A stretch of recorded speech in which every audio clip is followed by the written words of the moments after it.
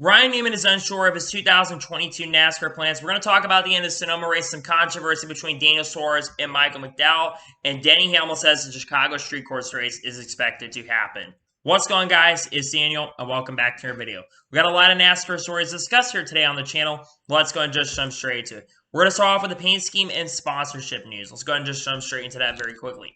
First paint scheme we're going to take a look at is Kevin Harvick's 2021 Busch Spirit to the Moon scheme that we're going to see in the All-Stars. I like this paint scheme a lot. It looks really, really cool. I also like the advertising and logo that you see. It's really, really cool. They did a great job on this scheme, and I'm definitely looking forward to see this one out on the racetrack this weekend in the All-Star race. The next paint scheme we're going to take a look at is Kyle Busch's 2020 M&M's Never Stop Summer scheme that we're going to see this weekend in the All-Stars. I believe this is the 14th different paint scheme that Kyle Busch has had this year, but I do like this paint scheme a lot. It gives it similar feels to Kyle Busch's regular M&M scheme, which I really like that paint scheme a lot.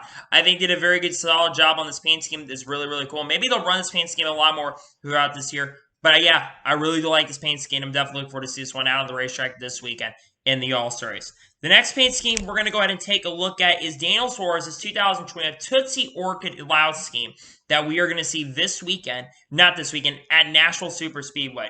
This is, of course, a honky-tonk bar in Nashville, so of course we got a Nashville brand that is coming on to sponsor Daniel Suarez. I really love this paint scheme a lot. The scheme looks really, really cool. You get the pink vibes on it. You also get the sponsorship. I think they did a really good job on this paint scheme. It's really awesome to see that a local business in the area that's been around for a very long time is going to be sponsoring Daniel Suarez. I'm really happy about that, and I really like this paint scheme a lot. The next paint scheme we're going to take a look at is Brendan Poole's 2021 paint scheme that we are going to see this weekend at Texas Motor Speedway. Actually, it's kind of blank at this point. There's no sponsorship on the car this time. They're trying to get some sponsors basically go on the car right now. But if they were to bring a sponsor on the car, I think that it would add to the paint scheme. But I really like the blankness of it. I know the colors look really, really cool. I think they should run this. I think it looks really, really cool. But hopefully maybe they'll get some sponsors to sponsor Brendan Poole here at Texas Motor Speedway. The next paint scheme we're going to take a look at is Zane Smith's 2021 Diecast King scheme. We're going to see this weekend here at Texas Motor Speedway. Solid paint scheme, in my opinion. It's great to see a diecast scheme is going to be sponsored this weekend. I'm really happy for that for sure, and I'm really happy to see the diecast scheme is going to be sponsoring Zane Smith this weekend here at Texas Motor Speedway. And the final paint scheme we're going to take a look at is Austin Hill's 2020 ASUN Group scheme that we are going to see this weekend in the Truck Series race at Texas Motor Speedway. I'm not as big a fan of this paint scheme. I've never been really a big fan of like the grayish color on the ASUN Group. I'd rather kind of be bluish or darker blue. In my honest opinion, I'm not as big fan of this color. It's great to see the ASUN Group is still very committed to Totori Racing, don't get me wrong, but I'm not as overall big a fan of this paint scheme, but it is still great to see the ASUN Group is going to be stepping up to the plate, and they are going to go ahead and sponsor Austin Hill this weekend. Really awesome news overall for sure. And now we're going to jump on to all the other major stories we discussed here today on the channel. Let's go ahead and just jump straight into it. The first story we're going to talk about is Credit Karma, as Credit Karma is going to be sponsoring the Xfinity Series race at Atlanta Motor Speedway, calling it the Credit Karma Money 250. Credit Karma is a pretty big company. A lot of y'all know what Credit Karma is. This is really cool to see. It's fortunate the Cup Series can't have Credit Karma come in and sponsor them. I think it'd been really cool if Credit Karma was able to come in and sponsor the Cup Series, but I'm glad to see that the Xfinity Series is going to have a major sponsor like Credit Karma. We've been seeing a lot of major companies come back. I mean, for Ryan Vargas this weekend, Best Buy is continuing their branding. It looks like the Xfinity Series is continuing to grow in a massive way. And the fact that Credit Karma is coming in and sponsoring the Xfinity Series race is really, really cool. Definitely some great news overall, for sure, for Credit Karma. And great to see that Credit Karma is going to be sponsoring the NASCAR Xfinity Series race at Atlanta Motor Speedway. And now we're going to jump on to the next story of today's episode. Is we are talking about the All-Star race once again, as the trophy has officially been revealed for the All-Star race. I really like this trophy. It looks really, really cool. You get the black metallic, but you also get the logo branding of the All-Star race for 2021 on it. It's a really nice one. Usually I'm a big fan of the All-Star race trophies or all the trophies overall, but I think they did a really good job on this one as well. I also would not be surprised if you're also going to get a 6-shooter if you win in a cowboy hat as well, if you're winning the All-Star race, since everyone that wins Texas Motor Speedway ends up getting a 6-shooter and a cowboy hat. I would not be surprised if we get that as well. But I think they did a really good job on this paint scheme. It looks really, really nice. And I'm definitely looking forward to see this trophy, whoever wins the race, because the All-Star is going to be a shit show. But I think the winner of this race, regardless of how the outcome goes, is going to have a really, really nice trophy, because I think they did a really good job on this trophy, in my honest opinion. And now we're going to go jump on to the next story of today's episode, as we are talking about Greg Irwin. As Greg Irwin is no longer going to be the crew chief for Matt DiBenedetto starting this weekend at the All-Star race. Jonathan Hassler is going to be replacing him starting this weekend. Jonathan Hassler has been, I believe, the competition director of Team Penske, and he's been in the Cup Series, and he's also been working as an engineer as well for Team Penske overall as well. He's also had a few times when he's been crew chief for drivers. He crew chief for Joey Logano a couple weeks ago when Paul Wolfe was suspended, and he also has crew chief for like Brad Keselowski, I believe, and also has crew chief for Matt DiBenedetto here a couple weeks at a time. So he's going to be taking over for Matt DiBenedetto. Now, in my opinion, Greg Irwin, who's been with the team for 3.5 years, he's not the greatest crew chief in the world, but I do think the Wood Brothers cars are not as good as the Team Penske cars. He's been in the sport for a very, very long time. I'm wondering what they're going to overall do with Greg Irwin going forward.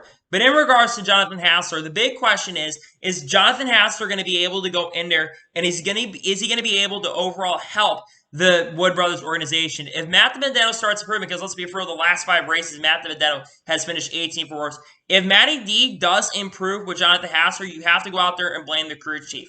But if Matt DiBenedetto doesn't improve, is it the driver or is it the crew chief? I really don't know there, but I'm very sure to see. I think right away it's going to take a little bit of time for Matt DiBenedetto to get used to it, even though there are a few couple races coming up where there is going to be practice qualifying, Road America and National, which will have practice qualifying, so those guys can get a little bit of time to get used to each other and work together and get used to notes and all that stuff. I mean, Jonathan Hassler has been crew chiefing this year, so it's not like he's new to the crew chiefing side of things. But I'm very sure to see how this is going to work, and I'm wondering if we're going to see improved Matt DiBenedetto or if we're not going to see improved Matt DiBenedetto. We'll have to watch and see what happens, but Matt DiBenedetto is going to have a new crew chief starting this weekend at the All-Star race. I'm also wishing Greg Irwin the best of luck going forward. So I think it'd be really cool if he was able to continue doing this.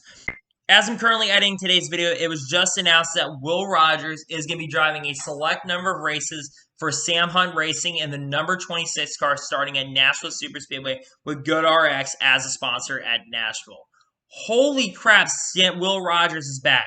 For a lot of you who do not know who Will Rogers is a very, very talented race car driver who's been part of the NASCAR Next Class. I think it was around 2016 and 2017. He has won multiple races in the K&N, well, it was at the time the K&N E Series.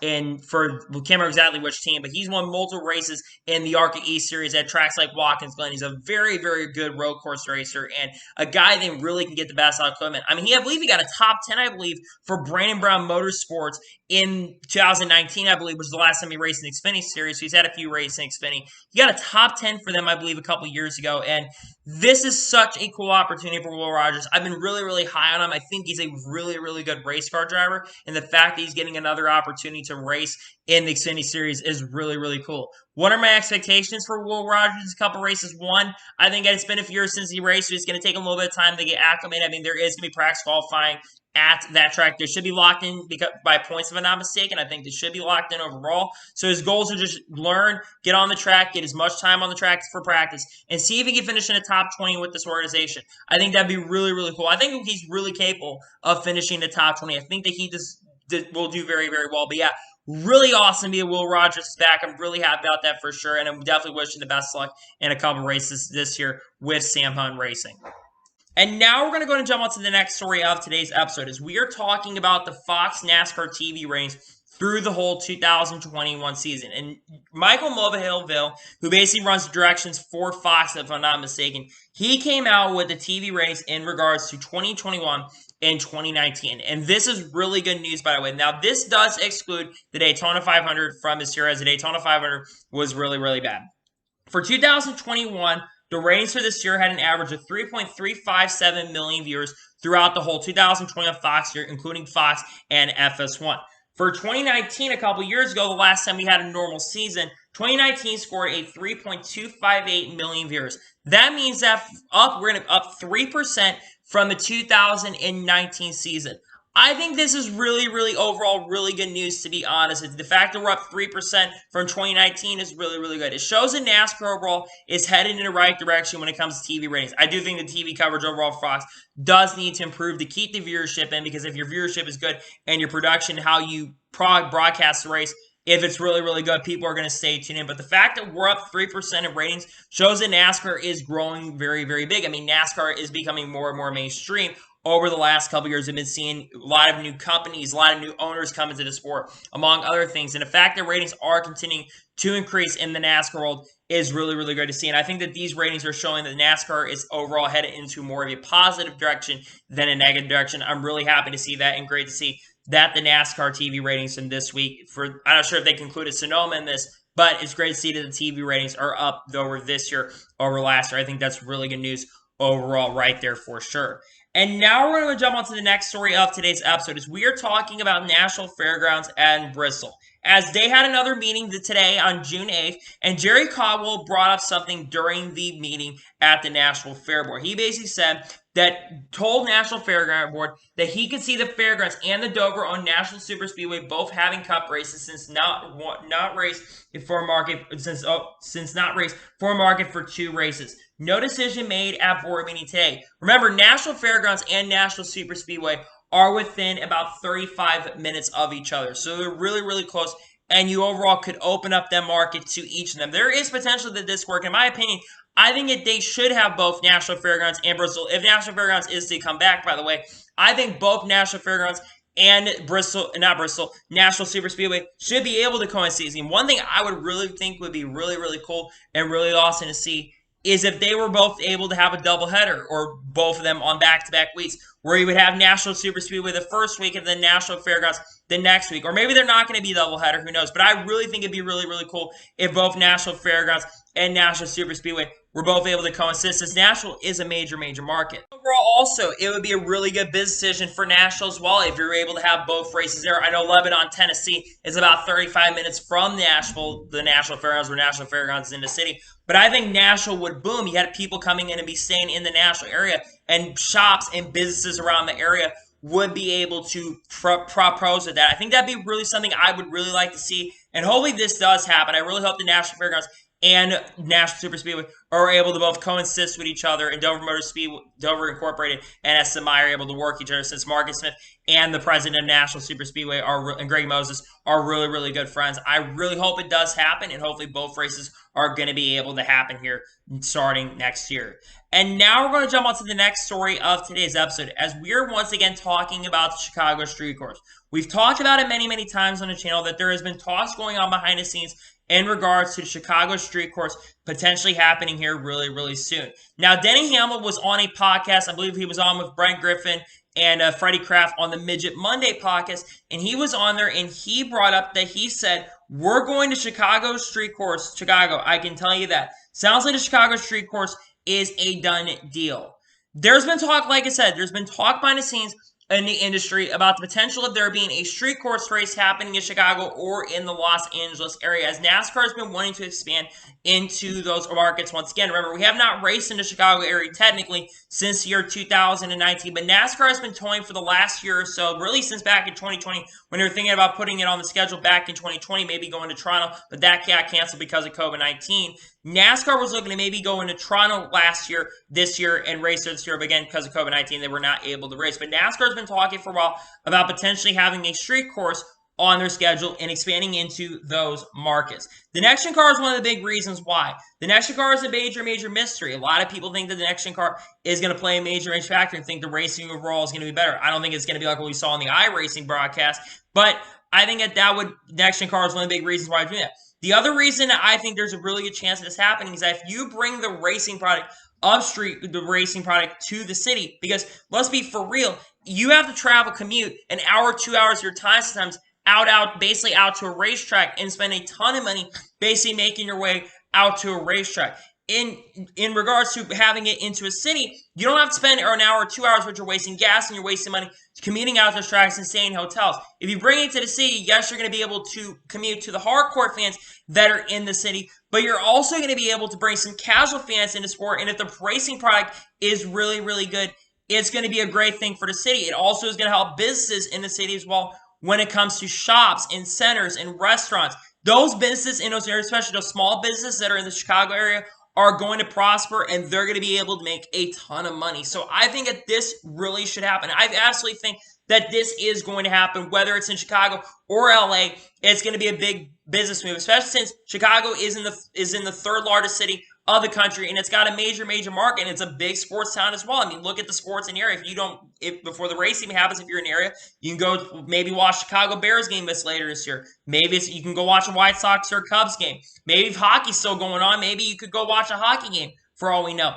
But I think that this would be really cool to see, and hopefully we will see a race Chicago Street Course. But from what Denny Hamlin has said, it looks like the Chicago Street Course is likely going to happen next year in the 2020 season, or very soon. I think likely it'll be 2022 or 2023. And now we're going to jump onto the first of two major stories in today's episode, as we are talking about Daniel Suarez and Michael McDowell on the channel. If you watched the end of the Sonoma race that took place this past weekend at Sonoma, there was an issue late in the race on the last lap in the last corner. If you saw the contact at the end, it looked like Daniel Suarez had basically dumped Michael McDowell for no reason in the last corner, and he got into the back of him, spun out, and Michael McDowell was not happy in his interview on the internet, on Twitter, I should say, or whatever social media presence he was on. However, there's more to this story in regards to Daniel Suarez and Michael McDowell. We got some footage this morning from Alex Bowman's front camera, who was running around 9th or 10th at the time, and from what it looked like Michael McDowell literally pushed Daniel Suarez off to the racetrack. So there's a pretty good reason why I think that Daniel Suarez got into the back of Michael McDowell. I think that those two, and again, that's one thing I want to mention, is that both these drivers have had a history before. Remember back in 2019 when they both got into a fight after qualifying, Daniel Suarez driving the 41 at the time, Michael McDowell still driving the 34. They got into a really big fist fight. Michael McDowell kicked his leg up, and punching and scrambling really started happening. They eventually calmed down, but Daniel Suarez in his post-race interview said that just a lack of respect. Daniel Suarez is not a guy that's going to dump you unless he has a reason to. So there really was no, until we saw this, a lot of people thought there really was no reason for Daniel Suarez to do what he did. But once we got to see the footage, and the footage did come out, I think that people have a right to say that, yeah, I think Daniel Suarez justifiably got into the back of him. For the record, I have nothing against both these drivers. I really like them. Both of them are having very solid years. Mike McDowell is currently 16th in the points. He's been very consistent. And Daniel Suarez, while he's a little bit lower in the points right now, he's had a couple top 10s this year, and his team has showed a lot of speed, especially with RCR coming with Chevy, working with Hendrick and ECR engines, and they're working with RCR cars, track houses. They've definitely shown a lot of speed at points throughout this year as well. So it definitely is unfortunate to see two drivers who have become somewhat fan favorites in NASCAR. It's really unfortunate to see that both of them are getting in a fight. I'm just wondering if we're going to see more tempers flaring between these guys, maybe as some short tracks come up. I really don't know, to be honest with you. But I think Daniel, in my opinion, if I had to look at the incident, I think that Michael McDowell really should not have pushed Daniel Suarez off the track. Daniel Suarez had every right to get into the back of him. I mean, NASCAR is one of those sports where you can dump somebody, and it's kind of praised, especially if it's justifiable. We saw what Chase Elliott did to Denny Hamlin at Phoenix in 2017, and it cost Denny Hamlin a championship. But in reality, Chase Elliott lost the championship in Martinsville because Denny Hamlin got into the back of Martinsville and justifiably got into him. In my opinion, if you want my honest opinion on the incident, I think Daniel Suarez justifiably got into the back of him, and in my opinion, Daniel Suarez is in the right for what he did. Originally, when I saw the incident before they came out their review, I thought that Daniel Suarez was out of line in that situation, but after looking at the replay of the incident, I think that Daniel Suarez is 100% in the right for it. Maybe we'll see more 10% of these guys. I really don't know, but I think that Daniel Suarez is in the right in the situation, in my honest opinion. And now we're going to jump on to the final major story of today's episode, is we are talking about Ryan Newman. As Ryan Newman was in the Ford Performance Zoom call today, and there were a lot of media members in the call, and he basically said that he is unsure of what he'll be doing next year in 2022. Now, for a lot of you who really need a backstory in regards to Ryan Newman is in a contract year here in the 2020 season. He joined Roush Fenway in 2019 and signed a 3-year deal with Roush Fenway Racing. And there's been a lot of talk going on in regards to Roush Fenway Racing. A couple weeks ago, it had been reported that Brad Keselowski had basically been offered a deal to go over to Roush Fenway Racing to drive the number 6 car and become an owner/co-owner/driver of that organization to take over the 6, which means he would end up replacing Ryan Newman in the 6 car at this time. Now, Ryan Newman, no one really knows what he's doing. He's basically said he still wants to race next year in the 2020 season. I would really like to see Ryan Newman overall get that opportunity to race next year in 2022. But if this truly is Ryan Newman's final year to race in the Cup Series full-time, Ryan Newman deserves a lot of respect for what he's been able to do on and off the racetrack and what he's been able to do. Ryan Newman, while the last couple years of him have not gone great, he still has won a ton of races in his career. He's won the Daytona 500 2008. He won the Brickyard 400 in 2013. He's won like 17 or 18 career races. He's won for teams like Bristol Racing, Team Penske. He's won a lot of races. He's a driver that showed a lot of promise early in his career. He's won a ton of poles throughout his career. He's a guy that absolutely deserves a lot of respect in the sport. And I think that Ryan Newman could definitely be considered for Hall of Fame. I know that Ryan Newman, doesn't have the greatest career stats overall. I know that he's historically not the most liked driver from drivers and fans alike because of how much he blocks people, but he's going to race everybody the same. He's a guy that just likes to go out the race. He's very, very consistent when it comes to racing. He'll race you very, very aggressive. He's a guy that's not going to give it up, and he's a guy that's also can be also high-headed at times as well. So Ryan Newman's a guy that deserves a lot of respect for what he's been able to do. And if this is his last year, it's going to hopefully unfortunately be really suck if this is his last year.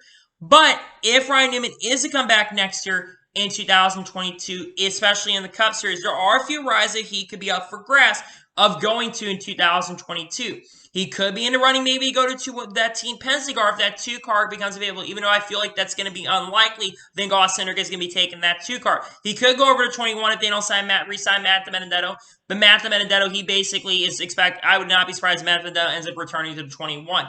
There's a couple other teams that are available. What about Chip Ganassi Racing? Remember, we've been hearing reports and rumors about Kurt Busch potentially, going over to 2311 Racing to be a second driver for them and be a mentor for Bubba Wallace with the sponsorship. There's potential over there. He can go over to Chip Ganassi Racing. He could also go to Colleague Racing, which is going to be starting full-time next year. Ryan Newman is an engineer. He knows how setups work. He knows how to set up and engineer a race car. He's known how to do this for a very, very long time. So the sport for a very, very long time. And I think Ryan Newman would definitely overall able to help an organization.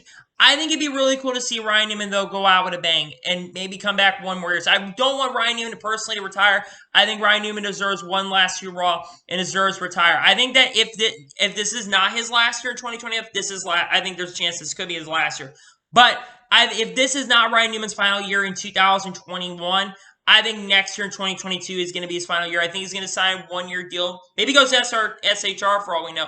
But I think that Ryan Newman is going to retire in the next couple years. He's one of the oldest Cup Series drivers in the field. He's the second oldest driver in the field right now besides Kevin Harvick, who's 45 or 46 years old. We don't really know how much longer Kevin Harvick is going to be racing in the Cup Series. We really don't know that. But I really hope that Ryan Newman does come back next year in the 2022 season. I really, really do. But this is Ryan Newman's last year. He deserves a lot of respect for what he's been able to do on and off the racetrack, and really hoping that if Ryan Newman this last year, I am hoping for Ryan Newman to have a great end to his NASCAR career. So, anyway, that is going to be for today's NASCAR news video. I want to thank you guys for watching. Please subscribe to the channel, notification on so you're notified when a video does go live on my channel.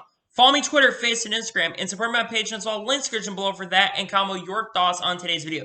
Do you think that Ryan Newman will return in 2022 or not? Let me know in the comments below. And what are your thoughts about the Daniel Suarez and Michael McDowell field? Do you think Daniel Suarez is in the right for getting back at him, or do you think Michael McDowell was innocent in the situation? Let me know in the comments below.